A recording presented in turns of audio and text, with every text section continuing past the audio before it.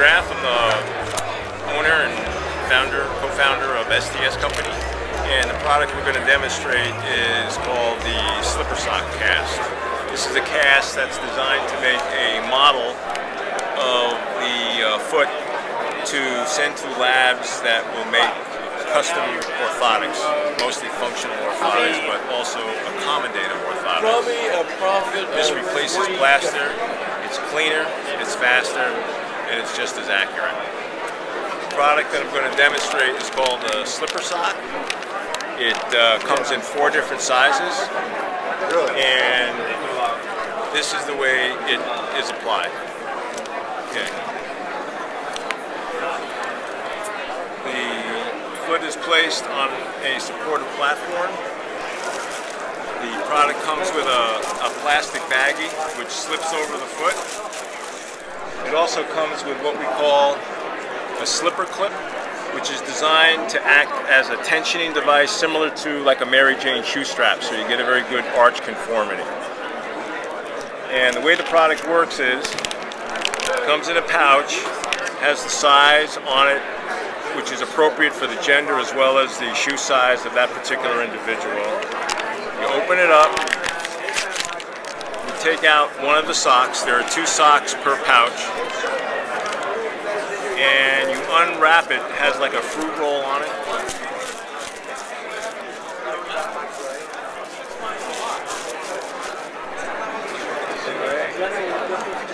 And then what you want to do is unfold it and separate the surfaces that are in contact with each other, so when you dip it in the water, you get immersion of the entire surface area outside and inside. So I hold it at the heel end, and I'm dipping it in the water so that it's submerged, and I'm making like a vessel so that the water is in contact again in both the inner and outer surfaces.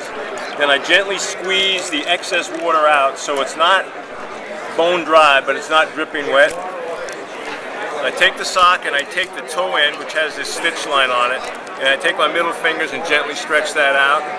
I'm going to drape that over the foot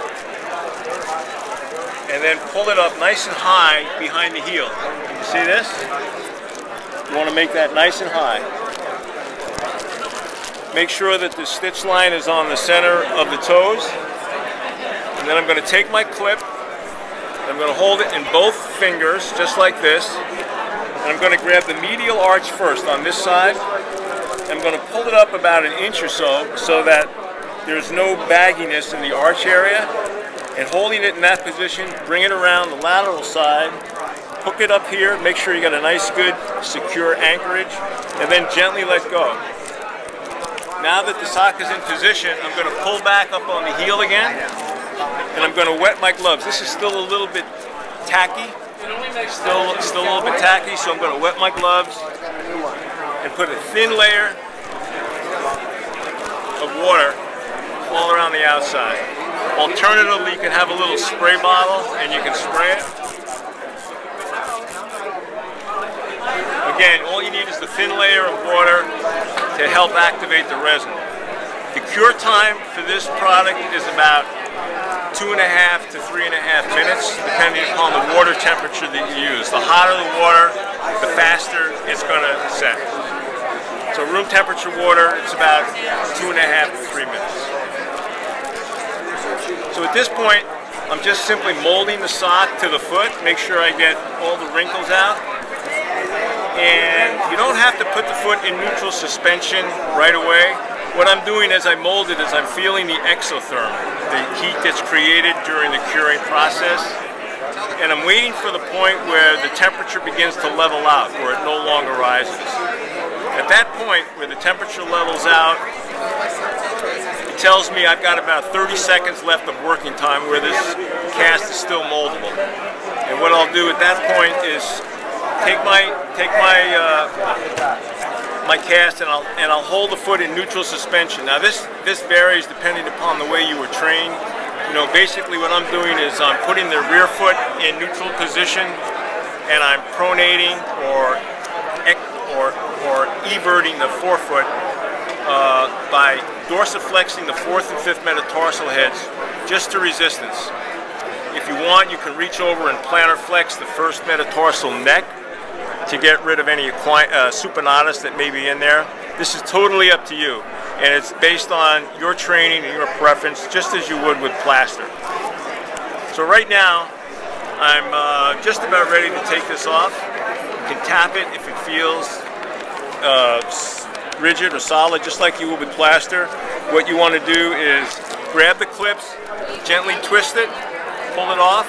You want to reuse these. You'll get 2 of these per box, but you do want to reuse them. At this point, you can take your gloves off. It's not going to stick to your skin. And then I'm going to gently pull down behind the heel. I'm going to have the patient first wiggle her toes a little bit, okay? I'm going to pull down behind the heel until I get below the surface of the heel. I'm going to reach up in the front and pull it straight forward. And that lets the cast come off. The bag is still usually attached to it, but it comes off very simply. You can remove it, put the bag away, and this is ready to send to the lab right away. You don't have to let it dry overnight like plaster, and you've got a very accurate clean, no mess to clean up. Patient just puts on the socks and can go away. As a matter of fact, for women, you can cast directly over their nylon hose or pantyhose so they don't have to take it off. You put the baggie right over that and then apply the cast just as demonstrated. And that's the STS slipper side.